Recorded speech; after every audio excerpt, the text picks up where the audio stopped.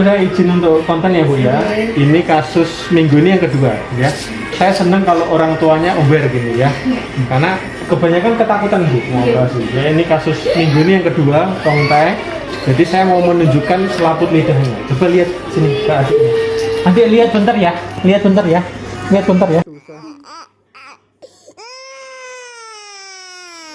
Lihat. Nah, ini namanya tongtai ya. Tadi waktu di poli susah, di bangsal susah gara-gara rewel. Nah ini saya tunjukin ya. Nih. Nah ini kontrol pasien yang usia 1 tahun. 1 tahun kemarin rujukan dari Wonogiri Selatan dari dokter anak.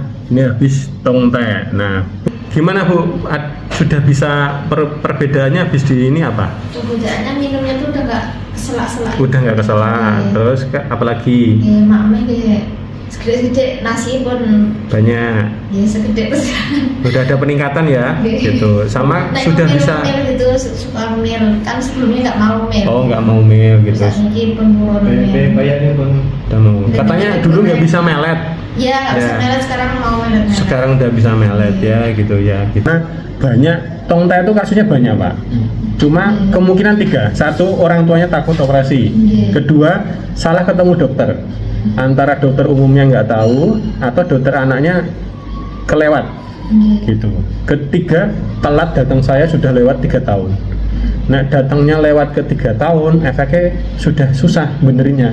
Jadi sudah harusnya 2 tahun tuh nanti sudah benar belajar ngomong, dia bablas cedal sak lawase. Nah bisa sih dibenerin di usia itu, tapi nanti masih mengulang ngajarin suku kata vokabularisnya diulang gitu ya. Nah ini tak periksa dulu ya gitu.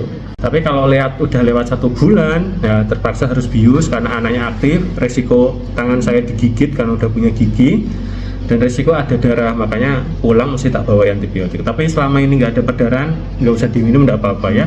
Sudah bagus, ini nggak perlu kontrol lagi. Ini tak rujuk balik ya. Jadi nanti setelahnya kontrol ke dokter anak di sana Wonogiri ya. Gitu. Ada yang mau ditanyain nggak Bu? Nah kalau dibandingkan dengan video sebelumnya yang pasien 1 bulan itu kan keluhannya sudah jelas dari awal. Menyusu salah satu payudara itu tidak bisa lama, mudah lepas, tidurnya tidak lelap, dikit-dikit lapar, berat badan tidak naik. Nah pada yang video ini pasiennya usianya 1 tahun. Dia memang rujukan dari salah satu spesialis anak di Wonogiri bagian selatan. Nah selama evaluasi ini bayinya ini tidak pernah menjulurkan lidah. Memang usia 1 tahun kita tidak bisa tahu vokabularisnya akan terganggu atau belum, itu belum kelihatan. Tapi paling enggak kita bisa lihat kalau dari lidahnya tuh kesannya kayak pendek, babelnya kurang bagus.